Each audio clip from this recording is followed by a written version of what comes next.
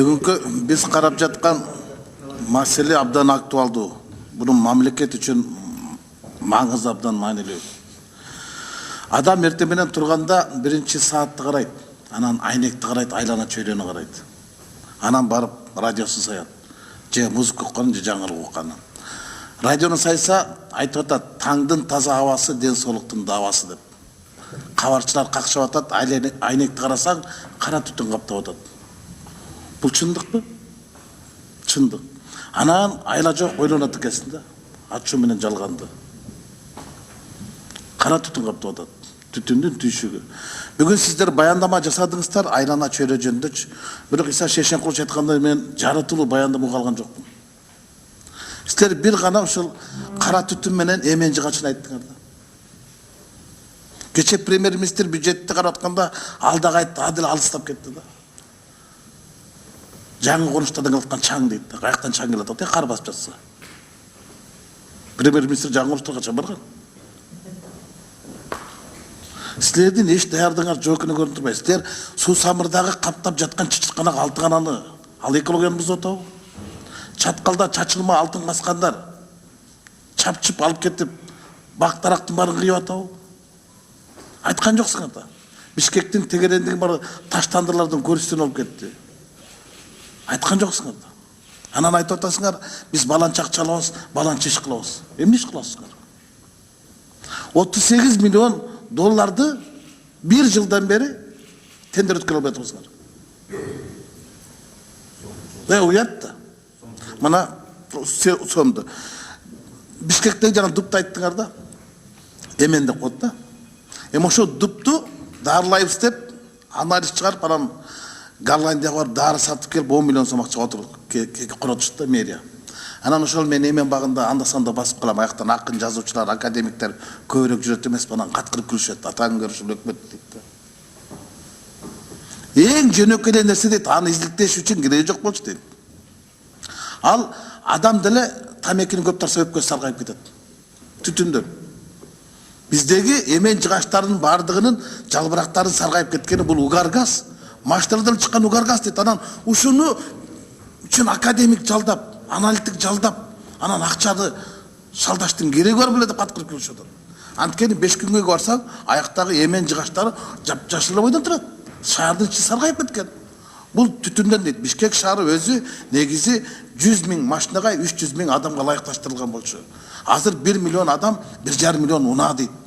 Машинадын кара түтүнүнөн жалбырактар ашып кыла албай саргайып кетти дейт. Эми биз окуганбыз да бардыгыбыз эле ботаниканы. Жалбырактардын эмне кыларын. Алар фильтрде. Анан кантип тазалайт капкара түтүндү. Ошолордун жолун айткыла десе, анан элдер күлүп атпайбы? Дупту дарылайм деген кишинин өзү дуп да. Ончо дубой. Укол сайдыңар. Эл күлдү, академиктер, акын жазуучулар айтып каткырып күлүштү ошондо. Таң көр адам укол сайбайшылар, дарак укол сайып калыптыр дейт. Дупту дарылайбыз деп атасыңар. Кантип дарылайсыңар? 3 жылда бери дарыладыңар. Саргайган жалбырак саргай эле турбайбы? Өйдө чыксаң, алар жап-жашыл бойдон турат. Анан кара түтүн жөнүндө. Кара түтүн бул угар газ да. Кече өкмөт башчы айтып атат, биз электромобилдер жөнүндө мыйзамды чыгарабыз. Анан кийин азыр окудум, заправкалар дейт да. Электрозаправка. Аларды биз көрдүк, 10 000 доллар турат экен Кытайдан алып келсе. Ал 2 метрле жерге атат, ар бир жанагы заправка уна койгон жерге коюп койсо болду. Арден электромобилдер заправка кылып берет. Ал үчүн анчалык акча проект жазып тендер өткөрүштү кереги жок. Мына сиз айтып атасыз да, былтыркы жыл аңчылыктан 60 миллион сом таптык деп атасызбы? Биз айбанаттарды эмес, адамзатты коргой албай атпайбызбы? Адамзатты коргой турган айлана чөйрөнү коргоп бергиле деп силерди агенттикти иштетип атабыз да.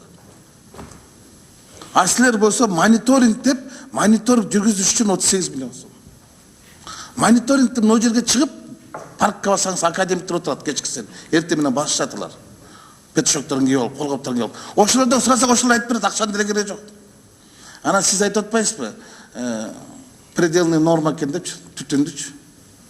Siz geçkisin saat 6'dan gece 7'den шлагбаумдан тетиги авторуна чейин машинеңиз менен барсаңыз, көзүңүздөн жаш агат, башыңыз айланат. Капкара түтүн каптап атат. Мүмкүн сиз өйдө жакта турат чыгарсыз, абасы таза. Ылдый жактын барын, Объездной жактын Дордой жакка барыңызчы. Кечкисин Алматыйский менен өтүңүзчү. Туманда, түтүндөн, ыштан, аяктын баары капчөрдүү адамдардын бардыгы. Ыш жыттанат. Анан газга өткөрөбүз, буга өткөрөбүз деп. Ошолордун алдын алуу боюнча силерде мисалы туура канча автобус келди, газ менен жүргөн. А бирок бүгүнкү күндө Бишкекте жүрүп аткан бушиктердин бардыгы эле солярка менен жүрүп атпайбы? Кара түтүн каптап атпайбы? Ошолор боюнча кандай мыйзам болуш керек? Эски машина жүрүп атпайбы? Артынан чыккан түтүн, үйдөн чыккан түтүндөн көп болуп атпайбы? Темир эритишип, камера жагып атпайбы? Банялардын бардыгын камера менен ысытып атпайбы? Көмірден арзан екен деп, bir мешок көмір 200 сом тұрса, bir камера покрышка 50 сом тұрады. А Госекетте қаны қарабайды, қап-қара түтін қаптап атады. Баня. Ошолор боюнча кандай аракет кылып атасыңар? Мен таптакыр силерден угалган жокмун. Мындай кургак, супсак эле отчет бердиңер. Биздин штатта мынча киши турат, мынча киши айлык алабыз, мынча киши грант алдык, тияктан бияка алдык, жашыл фонддон 60 миллион доллар келип атат депчи. А бирок мониторинг жүргүзүп атпайсыздар. Мына Альфелдердин жакшы нерсени айтты. Эми Американын посольствосу тетиги үстү жакта турат, ал жакта аба таза да. Ошол жакта эки эсе норма көп болгондон кийин ылдыйраак, БЧКдан ылдый 5 эсе да. Анан карапайым калкка каратып туруп, кара түтүндүн арасынан жақса біз берді отырып қалып айтасақ, не деп сөгөт? Бир жаратылуу жоқ. Эми дупты дарылап эле койгулачы. Дупты дарылап эле койгула. Дуп өздөн өз дарыланат. Ошого да акча кетиресиңер эми. Укол сайып. Уят да.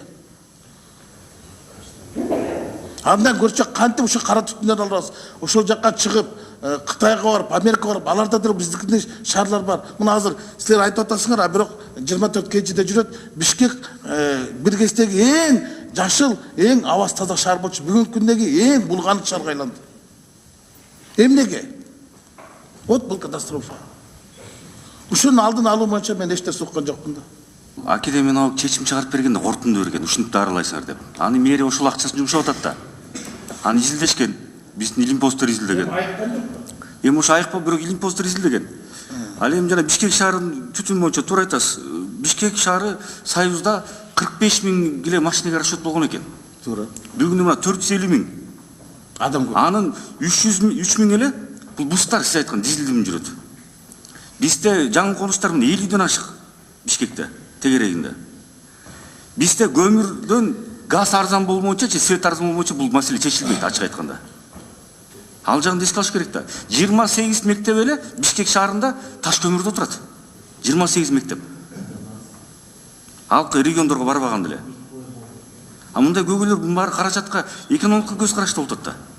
Бирок ошого карабай, жанакындай 33 пунктта мероприятие иштеп чыгып, кече мына донорлор тарттык дагы, элчиликтер келди, көп киши келди.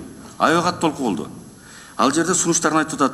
Депутаттар да катышып берди. Эми биз чечүү жолдорун бир нукка түшүп, биз жекеле Бишкек шаары эмес, Ош шаарын, Токмок шаарын, Карабал шаарын да мерин чакырдык. Андай көрүнүш аякта да бар. Ана ошон илгерки метеоролог академиктер айтып атат. Эми сиздер мындай кылыңыздар, сиз баягы иш жок болуп атат общий, туурабы? Аракет кылабыз, эске алабыз. Силердин алдын алып аракет кылгыла дасам, сиз кайта мага айтып атасыздар, мен иштешим керекпи? Акчаны алып атасыңар, аракетиңер жок болуп атпайбы? Мониторинг деп. Жок, мониторинг бүткөн уже. Мониторинг ал бунда 18-жылы станция алып беребиз дегенбиз. Азыр действительно комплекс иштер бар. Алып барасыз иштерди буюрса дагы. Жок, мынагы эмен дуп боюнчачы. Дуп боюнча жалбырак негизи көмүр чыккан сартык чыкты бөлүп чыгарат, туурабы? Баары сокканбыз да. Анан ал ошол булганган абаны соруп албай саргайып кетти да. Адам деле тамекини тартып берсе никотин саргайт го өпкөнү. Эми ошол эле көрүнүш ушул жерде болотса, ушуга 1 миллион сом кетирип анан 9 миллион сомго дары алсам күйбөгөн жерим күл болот экен да. Ушуну айтып атам, койгулачы деп. Эл күлүп атат деп. Урматтуу өкмөт, биз мен негизинен силер менен кат түрүндө иштешип келгем. Көп маселелерди эми бул 3 эле папкасын алып келдим. Кат түрүндө жазып, ар дайым жоогуңарды алып келтабыз, бирок ошо жооптун 99% тилекке каршы мүмкүнчүлүк жок, андай мындай болуп келаткан. Ал эми каттарды экиге бөлсөк болот. Бири болсо эми зал курулуш боюнча болчу. Мен ал боюнча каттарды мурда да бергем, 2ден 3дөн жолу жазгам, кайталабайм, бирок бир катты кайталасам түшүнүктүү болот го дейм да. Бир кат акыркы каттардан 2019 жылдын 22 августунда Кыргыз Республикасынын президенти Сооронбай Шарипович Актала районуна иш сапар менен барганда жанагы Баетов айылында Карасартов атындагы мектеп бар, 275 орунду мектеп курулуп атат. 50 000 сом бөлүнүп, анан 11,4 миллион сом бөлүнбөй келатканы канча жылдан бери айтылганда 1 ноябрга чейин бүткөрүн тапшырып кеткен силерге. Бүгүн 1 ноябрь эмес, 1 декабрь жакындап калды. Президент айткан мөөнөттө өтүп кетти. Тилекке каршы президенттин деле тапшырмалары ишке ашпай атканы көрүнүп атат да. Ушул боюнча конкрет айтып койсоңор. Урматтуу Чыныбай Акунович, Карасартов атындагы мектеп Баетов айылында 25 миллион 19 жылы бөлүнүп, бул мектеп болсо бүтөт курулуш иштери. 25 миллион сом, бул болсо 19 жылга каралган акча. 275 орундук мектеп. Рахмат. Ал эми негизги башка каттар, негизги каттарым өкмөткө сунуш иретинде бир топ тармактар боюнча контрабанда, контрафакт, жана башка маселелер, бюджетти толтуруу маселелери боюнча, акчалардын бюджеттен кыйгап өткөнү боюнча мен кайрылып келгем силерден 2 жылдан бери. 2 жылдан бери ал маселелер боюнча отписка түрүндө жоопторду алып келдим эле. Өкмөттүн башчысына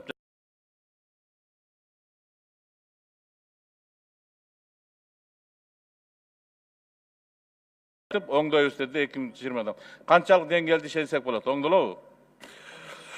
Оңдолот, Кудай буйрса, урматтуу Чыныбай Акунович. Туура, сиз менен алган маселелерди, башка дагы ушундай эксперттерден, депутаттардан келген маселелерди эсепке алуу менен биз ошол азыркы иш-чараларды иштеп чыгып киргизип атабыз. 20-жылда кайсы иштер аткарыла турганы, сиз айткан контрабанда боюнча, контрафакт боюнча жана сиз менен да сүйлөштүк. Биз анын үстүнөн дагы иштейбиз, улантабыз. 20-жыл жана биздин премьер-министр айткандай, бул биздин экономикадагы бир жакшы жетишкендиктерге жете турган жылдардын бири болуш керек да биз үчүн. Биздин үмүтүбүз ошодон чоң. Мен 15 жылдык статистикалык маалыматтар негизинде анализ кылып бергем. Сизден жооп келген. Вице-премьер-министрдин атынан келген бир канча катыма. Бүгүн ошону мен бияктан угуп атам. Демек силер бул маселени чечкенге шымалана киришкен деп ишенсек болобу? Анткени каттарга эле 1,5 жылда жооп бердиңер да, 1 жыл, 1,5 жыл. Анан эми ишке ашырыш үчүн канча жыл керек? Ошону тактап билип койсок деп атам да. Урматтуу Чыныбай Акунович, сиздин көтөрүлгөн маселелер боюнча бизде дагы ар бир депутаттын бизге берип аткан сунуштар боюнча анализ жүрөт. Ошонун негизинде биз премьер-министр выступлениясына дагы киргиздик. Биз ойлойбуз, Кубатбек Ажичев дагы айтып кетти, 2020-жылы Кудай буйрса. Айрыкча сиз көтөрүлгөн маселе контрафакт боюнча, контрабанда боюнча муну азыр чекеден чечип келе жатабыз. 2020-жылдар буларга толук. Өткөндө жанар Кубаныч айтып кеткенде кам буганда алып туруп буну токтообуз деген ойдо турабыз, Кудай буйрса. Рахмат. Чынында силердин кат түрүндө жазган жоопторуңар турат. Эми бүгүн трибунадан айта баштадыңар. Бир нерсеге ишенип турам. Мурда өкмөттөр 1 жылда бир кетип эле мындай биз көтөргөн маселелерге шылтоошу болчу. Биз жаңы эле келдик, кел элек жатып кетип калдык деп. Азыр эми силер мынакей мүмкүнчүлүгүңөр болуп 1,5 жыл, 2 жылга жакын иштеп атасыңар. Эгер ушундай темпте болсо дагы көп мүмкүнчүлүк берилет. Эгерде мүмкүнчүлүк берилгенде ошол жасалган нерселерге жооп бере турган болсоңор, анда ачык айтып көргөзө баштасаңар, анда колдоого ээ болсо болот да. Анан эгер жөн эле баягы убакытты созуш үчүн бүгүн трибунадан айтып, анан эртең унутуп кала турган болсоңор, анда ошого жараша мамиле болот деп ойлойм да, жогорку кеңеш тарабынан. Рахмат чоң. Рахмат.